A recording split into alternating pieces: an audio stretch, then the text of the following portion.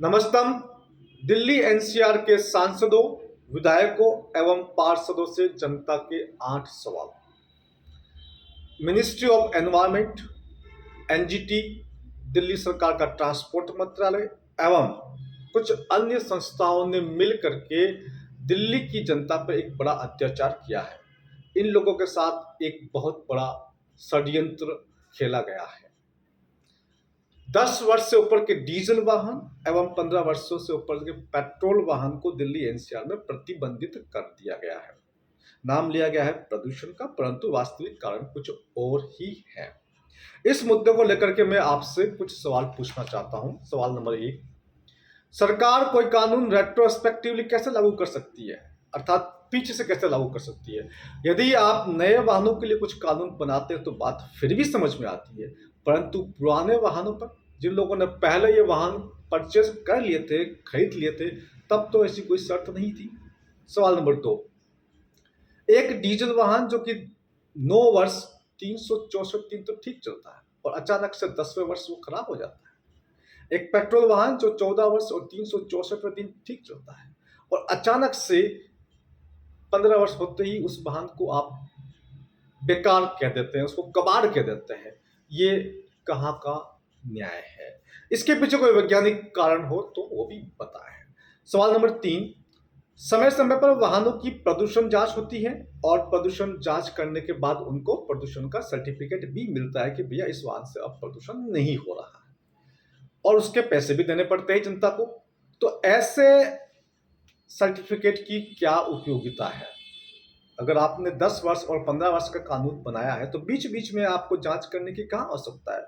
इन certificates की क्या उपयोगिता है? और यदि किसी वाहन के पास 10 वर्ष बाद भी और 15 वर्ष बाद भी डीजल और पेट्रोल के बाद वो सर्टिफिकेट है तो फिर वो मान्य क्यों नहीं है? तो क्या ये सर्टिफिकेट सिर्फ पैसों की लूट है और कुछ नहीं है? सवाल नंबर 4, सरकार ये कहती है कि यदि आपने अपने वाहन को इलेक्ट्रिक में कन्वर्ट कर दिया तो फिर आपके ऊपर ये 10 वर्ष का और 15 वर्ष का नियम लागू नहीं होगा, फिर आप अपने वाहन को चला सकते हैं। यानी कि सरकार इनडायरेक्टली हमको इलेक्ट्रिक वाहन की तरफ फोर्स कर रही है, जबरदस्ती हमको वो लेने के लिए बाध्य कर रही है। ऐसा क्यों कर रही है? क्या किसी कंपनी के साथ कोई विशेष करार हुआ है? कोई पिछले रास्ते से कोई लेन देन की बात हुई है? और एक बात और, इलेक्ट्रिक वाहन में लिथियम प्रयोग होता है और लिथियम जैसे कुछ और तत्व प्रयोग होते हैं, वो ज्यादा खतरनाक है, उनसे ज्यादा कैंसर होने की संभावना है और उनसे जो अपशिष्ट पैदा होता है वो तो कई वर्षों तक उसको गलन भी नहीं होता है। लिथियम ज्यादा बड़ा खतरा है, तो फिर आखिर क्यों इलेक्ट्रिक वाहनों को फोर्स किया जा रहा है? सवाल नंबर 5, एक नई गाड़ी के निर्माण में कितना प्रदूषण होता है? एक नई गाड़ी के निर्माण में जो प्रदूषण होता है वो पुरानी गाड़ी के चलने से होने वाले प्रदूषण से कई गुना ज्यादा है। फिर भी आप यह रोक क्यों लगा रहे हैं? सवाल नंबर 6, पुराने वाहनों के चलने से जो व्यापार चलते थे, जो उद्योग चलते थे, ऐसे हजारों उद्योग समाप्त हो जाएंगे। आप ऐसा क्यों करना चाहते हैं? इन उद्योगों में काम करने वाले लाखों लोग बेरोजगार हो जाएंगे। इनका क्या होगा? इनका क्या दोष है? आप इनके प्रति इतने निर्दयी क्यों बन गए हैं? सवाल नंबर 7, वाहन किसी व्यक्ति की निजी संपत्ति होती है। सरकार या सरकार की कोई एजेंसी या एनजीटी या ऐसी कोई संस्था ये कैसे कह सकती है कि आपका वाहन जो है वो अब बेकार हो गया है, वो अब आप स्क्रैप कर दीजिए? किसी की निजी संपत्ति को इस प्रकार का स्क्रैप करने का अधिकार किसी के पास नहीं है। फिर यह आदेश क्यों? सवाल नंबर 8, इस प्रक्रिया में चूंकि वाहनों का जल्दी जल्दी स्क्रैपिंग होगा तो प्रतिवर्ष भारत की जनता का 20 से 30 लाख करोड़ रुपए का नुकसान होगा। यह जनता का नुकसान क्यों?